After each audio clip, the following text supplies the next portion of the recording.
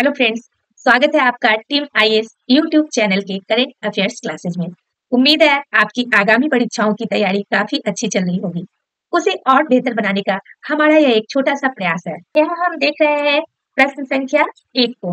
हाल ही में प्रधानमंत्री श्री नरेंद्र मोदी ने दूसरे वॉइस ऑफ ग्लोबल साउथ शिखर सम्मेलन में global south centre of excellence का उद्घाटन किया। इसका क्या नाम है? इसका नाम है दक्षिण। यहाँ हम आपको बताना चाहते हैं कि ग्लोबल साउथ क्या होता है। यहाँ हमने जो ग्लोबल साउथ समिट की चर्चा की है, यह वर्ड है ग्लोबल साउथ। यह क्या होता है? दरअसल जो डेवलपिंग कंट्रीज है, जिन्हें हम विकासशील देश के नाम से जानते हैं, जो विकसित देश के सीधे अपोजिट है, ये गरीब देश है, इनका विकास हो रहा है, इनका पर कैपिटा इनकम काफी कम है, गरीबी, भूखमरी इत्यादि यहाँ काफी मात्रा में व्याप्त है। इन कंट्रीज को ही हम ग्लोबल साउथ बोलते हैं। इन्हीं ग्लोबल साउथ क्यों कहा जाता है?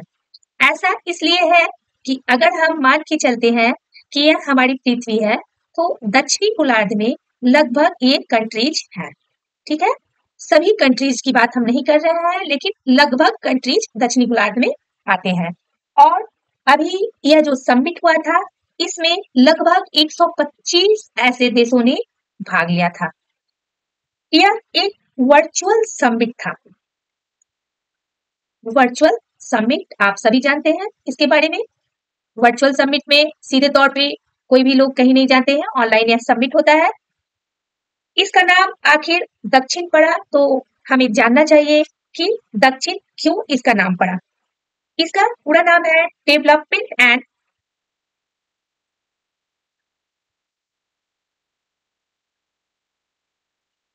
नॉलेज शेयरिंग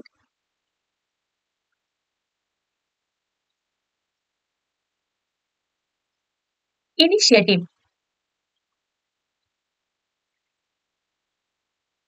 इसी के आधार पर इसका नाम दक्षिण पड़ा। ठीक है, भारत ग्लोबल साउथ का लीडर बनना चाह रहा है। क्यों बनना चाह रहा है आप समझ सकते हैं। इतने सारे देश हैं और ये सभी देश, अगर भारत लीडर बन जाता है, तो इन सभी देशों के सहयोग से भारत एक विश्व शक्ति बन सकता है। यूएन में भी इससे इन्हें फायदा होगा। और यह जो समिट हुआ है, इसका थीम क्या था, यह भी हमें जानना चाहिए। लिखने में काफी देर लगेगा, इसलिए मैं इसे बता देती हूँ। Together for everyone's growth with everyone's trust, यह इसका थीम था। चलिए हम अब अपने अगले प्रश्न को देखते हैं। यहाँ आप स्क्रीन पर देख रहे होंगे प्रश्न संख्या 2। हाल ही में भारत और निम्नलिखित में से किस देश के बीच संयुक्त सैन्य अभ्यास मित्र शक्ति 2023, इसका 9वां संस्करण विदेशी प्रशिक्षण केंद्र ऑन पुणे में एक जगह ऑन यहाँ आयोजित किया गया था? आंसर डी श्रीलंका होना चाहिए। दरअसल हमने श्रीलंका के साथ यह अभ्यास किया है और यह अभ्यास श्रीलंका के आर्मी और हमारे आर्मी के बीच में हुआ, संपन्न हुआ। आर्मी के साथ ही होता है मित्र शक्ति। ठीक है, इसमें आर्मी के मराठा लाइट इन्फेंट्री रेजिमेंट ने भारत की तरफ से भाग लिया था। यहाँ हम आपको बताना चाहते हैं मित्र शक्ति का अर्थ क्या है। दरअसल इसका अर्थ है पावर ऑफ फ्रेंडशिप।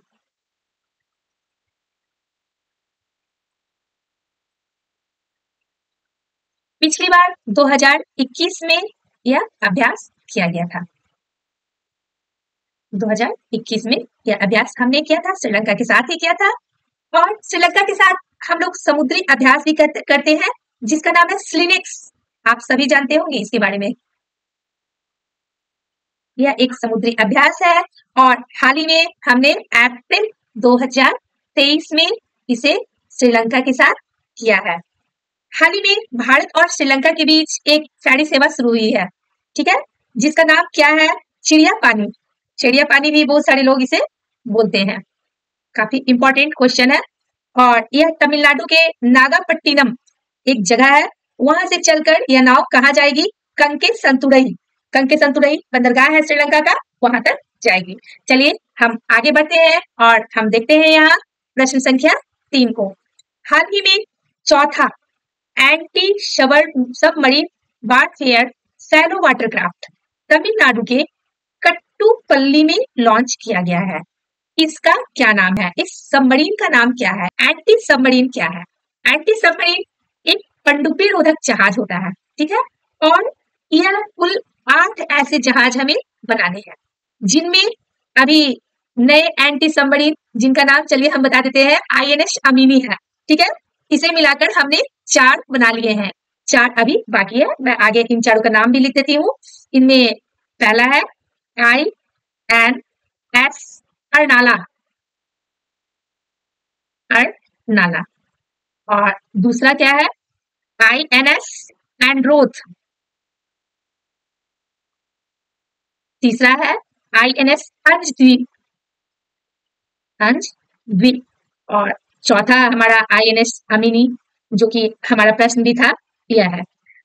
और काफी इंटरेस्टिंग बात है कि इन सभी का नाम रखा गया है किसी न किसी द्वीप के नाम पर। तब हम आपको बताना चाहते हैं INS अमीनी, यह भी एक आइलैंड है और यह कहाँ है? लक्षद्वीप में,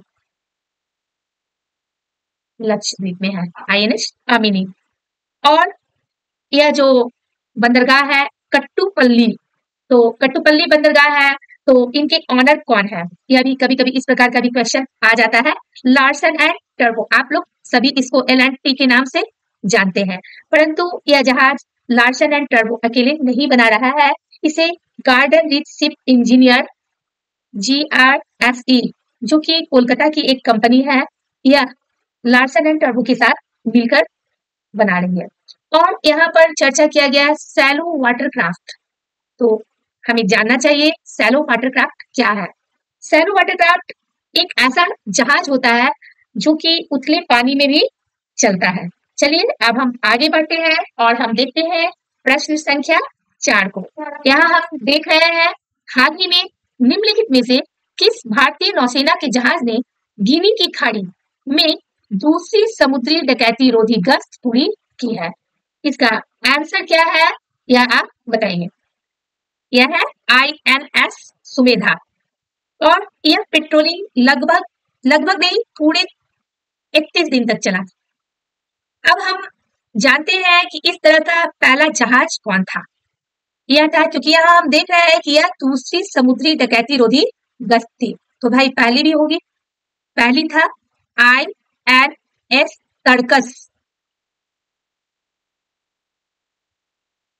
INS सुमेधा को किसने बनाया है? इसे गोवा शिपयार्ड लिमिटेड ने बनाया है। गल्फ और गिनी में पहली बार भारत ने यूरोपियन यूनियन के साथ मिलकर भी समुद्री अभ्यास किया हाल ही में, जिसमें भी INS सुमेधा ने भाग लिया था। कुछ दिन पहले हमारा 2 जहाज है जो सेवा मुक्त हुआ है, आप क्या इनका नाम बता सकते हैं? इनमें पहला था Indian coast guard ship ICGS, short में हम इसे बोल सकते हैं समर, यह हमारा पहला था। और दूसरा था ICGS संग्राम।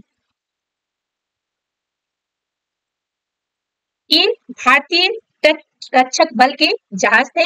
चलिए अब हम आगे बढ़ते हैं और आते हैं हम अपने अगले प्रश्न पर। यहाँ हम देख रहे हैं प्रश्न संख्या 5 को।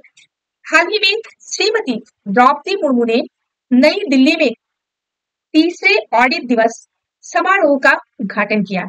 यह प्रत्येक वर्ष निम्नलिखित में से किस दिन मनाया जाता है? इसका राइट आंसर है 16 नवंबर। दरअसल ऑडिट दिवस हम क्या के लिए मनाते हैं? आप सभी इनके बारे में जानते होंगे। Controller and auditor general of India 2021 में इस दिवस को मनाने का पहल हमारे माननीय प्रधानमंत्री श्री नरेंद्र मोदी जी के द्वारा किया गया। कैग का हेडक्वार्टर कहाँ है? आप सभी जानते हैं, न्यू दिल्ली में है इसका हेडक्वार्टर। और वर्तमान कैग कौन है? गिरीश चंद्र मुर्मू।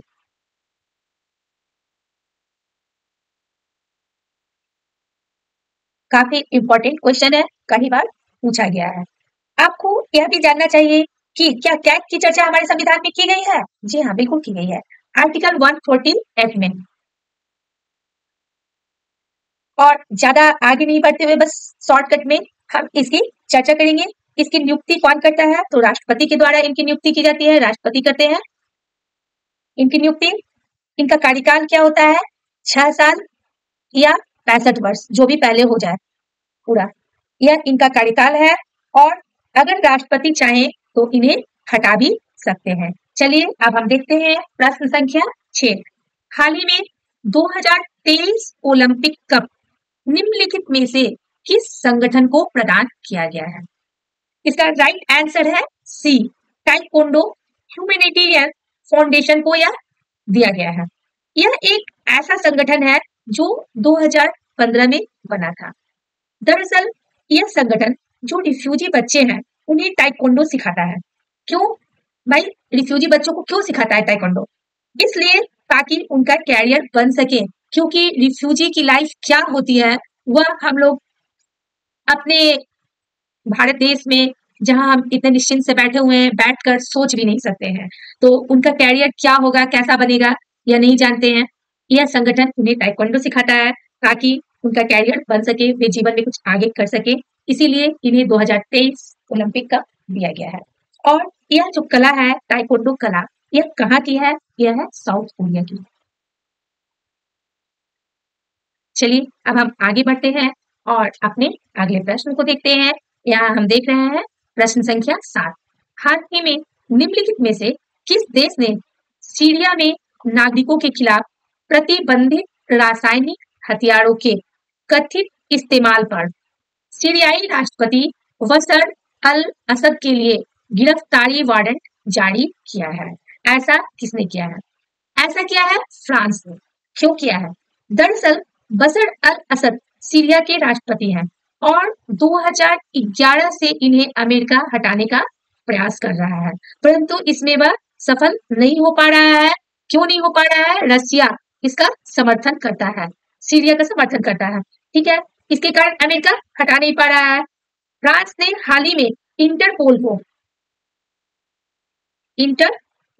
इसे हम लोग इंटरनेशनल पुलिस के नाम से भी जानते हैं, इसका शॉर्ट फॉर्म है इंटरपोल, इसे रेड नोटिस जारी करने के लिए कहा है ताकि उन्हें गिरफ्तार किया जाए।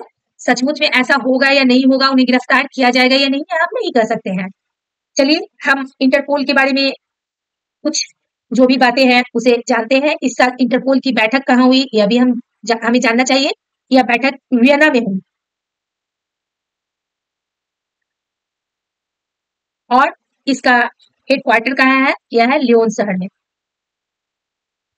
रासायनिक हथियारों का इस्तेमाल कितना खतरनाक है यह बताने की जरूरत नहीं है, इसीलिए इसे रोकने के लिए एक संगठन भी बनाया गया है, OPCW के नाम से इसे जाना जाता है। इसका भी हेडक्वार्टर है द हैग में, यह नीदरलैंड में एक शहर है। आज के लिए बस इतना ही।